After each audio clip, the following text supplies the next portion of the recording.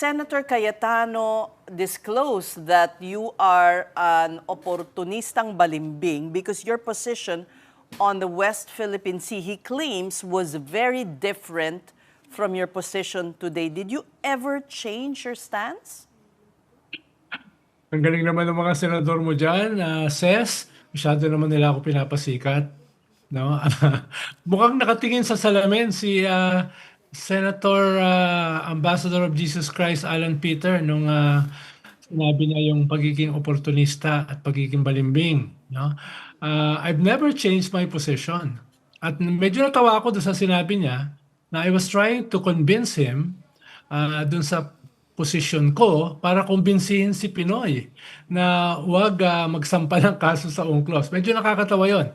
Dahil kung may kukunin ako na tao para kumbinsihin si Pinoy, baka hindi siya. Dahil siya yung bumalat kay Pinoy dati na si Pinoy daw ay abnoy.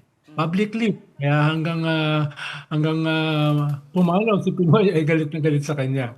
Kaya dagdag pa dyan ay isa ako sa nag-lead nung case sa UNCLOS.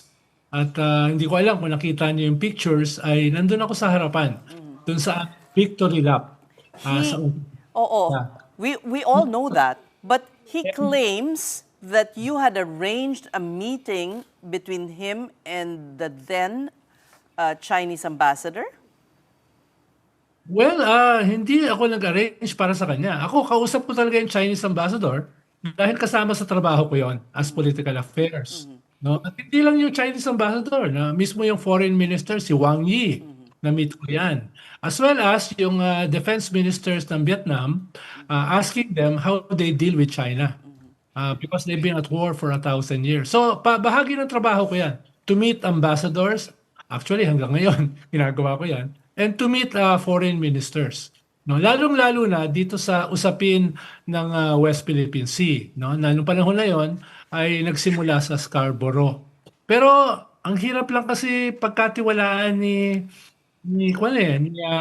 Senator Alan Peter dahil siya rin kasi yung nag-defend kay Digong sa United Nations na wala daw ni isa na pinatay extrajudicially nung panahon ni Digong. Siya rin yung nakipagdebate sa BBC, kung maaalala nyo, na lahat daw nung namatay during the Tokhang campaign ay